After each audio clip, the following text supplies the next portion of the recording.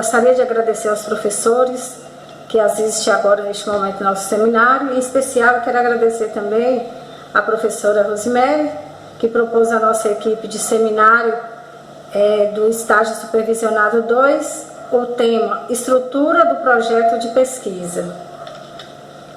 A nossa equipe de seminário é composta pelos acadêmicos Alberta Kelly, Christian, Ivanete, Jean, Larissa Daiane e Sandro. A estrutura do projeto de pesquisa. Esse foi o tema proposto pela professora, nossa equipe de seminário. E aqui estão os itens, que compõem a estrutura do projeto de pesquisa, que são a definição do tema e do título, o que, a justificativa, o porquê, a formulação do problema, a construção de hipóteses, a especificação dos objetivos, para quê, a metodologia, como, o embasamento teórico, quais os conceitos, a revisão da bibliografia, conceitos e construtos, definição dos termos, seleção das obras e dos trabalhos sobre o tema, tem o cronograma, que é o quando, o orçamento, com quanto e as referências. Então, esses itens que compõem a estrutura de um projeto de pesquisa. A definição do tema e do título. O que? O tema é um assunto que desejamos provar ou desenvolver.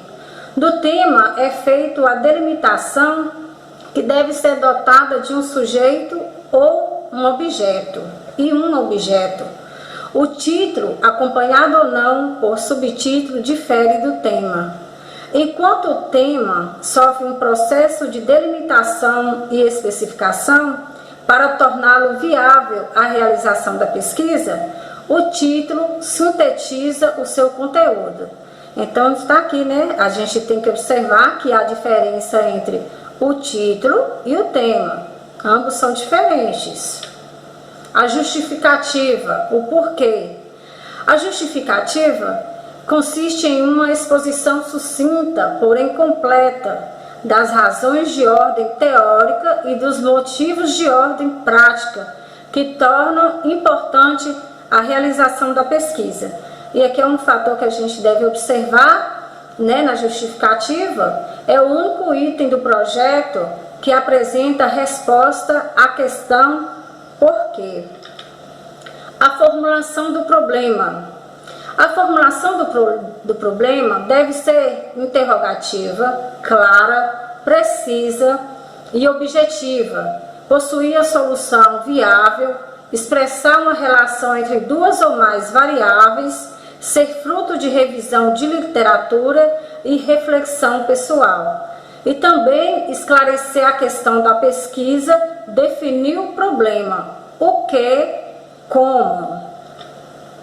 O problema consiste em um enunciado explicitado de forma clara, compreensiva e operacional, cujo melhor modo de solução ou é uma pesquisa ou pode ser resolvido por meio de processo científico. Para ser cientificamente válido, um problema ele deve passar pelo crivo de algumas questões. Aqui eu coloquei algumas questões que podem nortear o problema. Corresponder ao interesse pessoal, capacidade social, científico, isto é, de conteúdo e metodológicos, constitui-se um problema em questão científica, ou seja, relaciona-se entre si pelo menos duas variáveis. Então aqui são o exemplo de duas perguntas que podem nortear o problema. Construção de hipótese. A hipótese constitui respostas supostas e provisórias ao problema. A principal resposta é denominada hipótese básica, podendo ser complementada por outras que recebem a denominação de secundárias. Então a gente vai falar um pouco aqui da característica da hipótese. Se essa hipótese, para a característica dela, se ela é consistente, se ela é lógica, se ela é relevante, se ela tem apoio teórico, é uma das características da hipótese. O enunciado da hipótese, deve ser testável e responder o problema, e também serve de guia para a pesquisa para verificar a validade. Essa hipótese surge de observações ou também de resultados de outras pesquisas. Uma hipótese aplicável ela deve ser conceitual, essa hipótese aplicável, ela deve ser clara e estar em relação com outra teoria. Especificação dos objetivos para quê? Os objetivos devem ser sempre expressos em verbos de ação. Esses objetivos se desdobram em geral e específico. Geral está ligado a uma visão global e abrangente do tema. Relaciona-se com o conteúdo intrínseco, quer dos fenômenos e eventos, quer das ideias estudadas. E o específico apresenta caráter mais concreto, tem a função intermediária e instrumental, permite de um lado atingir o objetivo geral e de outro aplicar a situações particulares. Aqui eu vou falar um exemplo aplicável dos objetivos. Quando a pesquisa tiver o objetivo de conhecer, de compreender e de aplicar. Aqui são alguns exemplos, lógico que tem mais, mas alguns exemplos que a gente separou aqui para estar demonstrando. Quando a pesquisa tiver o objetivo de conhecer, ela tem que vir acompanhado de um verbo de ação. Apontar, citar, conhecer, definir, e tem outros verbos, né, que acompanham esse objetivo de conhecer. O objetivo de compreender, quando a pesquisa tem esse objetivo de compreender, também vem acompanhado do verbo de ação, de compreender, concluir, deduzir e dentre outros. Quando a pesquisa também tiver o objetivo de aplicar, o verbo de ação também tem que acompanhar. De aplicar, desenvolver, empregar, estruturar e assim por diante. Metodologia como? Método científico é o conjunto de processos ou operações mentais que devemos empregar na investigação. É a linha de raciocínio adotada no processo de pesquisa. O que é método e pesquisa? Método é a forma de pensar para chegarmos à natureza de determinado problema, quer seja para estudá-lo ou para explicá-lo. Pesquisa é um modo científico para obter conhecimento da realidade empírica, tudo o que existe e pode ser conhecido pela experiência. E também a pesquisa é um processo formal e sistêmico de desenvolvimento de método científico. Embasamento teórico. Quais conceitos? A revisão da bibliografia. Nessa etapa, como o próprio nome indica, analisamos as mais recentes obras científicas disponíveis que tratam do assunto ou que dê embasamento teórico e metodológico para o desenvolvimento do projeto de pesquisa. Conceitos e construtos. A ciência proporciona a contextualização da realidade. Os conceitos com que ela opera chamam construtos. Os construtos são uma construção lógica de um conjunto de propriedades aplicáveis e elementos reais que distingue e que inclui. O que inclui como a intenção e extensão, fundamentando no consenso dos pesquisadores. Definição dos termos. O objetivo principal da definição dos termos é torná-los claros, compreensivos, objetivos e adequados.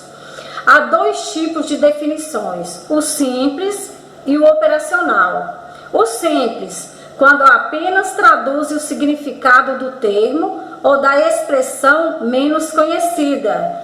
O operacional, quando além do significado, ajuda com exemplos na compreensão do conceito, tornando clara a experiência no mundo expansional.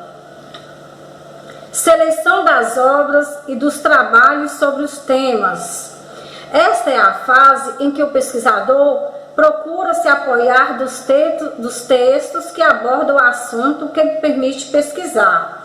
Assim, deve pesquisar livros e revistas científicas, teses, dissertações e materiais necessários à pesquisa, como leis, documentos e também fotos. Fichamento. O fichamento é uma forma de investigar que se caracteriza pelo fato de fichar, registrar em fichas todo o material necessário à compreensão de um texto ou tema. É uma parte importante na organização da pesquisa de documentos, permitindo um fácil acesso aos dados fundamentais para a conclusão do trabalho. O cronograma, quando? A elaboração do cronograma responde à pergunta quando.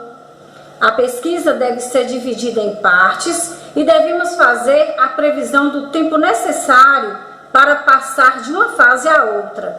No cronograma, você dimensiona cada uma das etapas do desenvolvimento de pesquisa, no tempo disponível para sua execução. Geralmente, os cronogramas eles são divididos em meses. Orçamento, com quanto? O orçamento distribui os gastos previstos com a pesquisa, tanto em relação ao pessoal quanto ao material. Também contempla a fase de elaboração do projeto, a execução da pesquisa e a elaboração do trabalho de conclusão. O orçamento deve ser demonstrado, digitado em tabela, com detalhamento das despesas pelos itens. Então, como deve ser detalhado, né,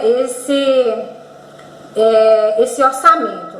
E as tabelas têm que mostrar, né, tem que fornecer essa informação.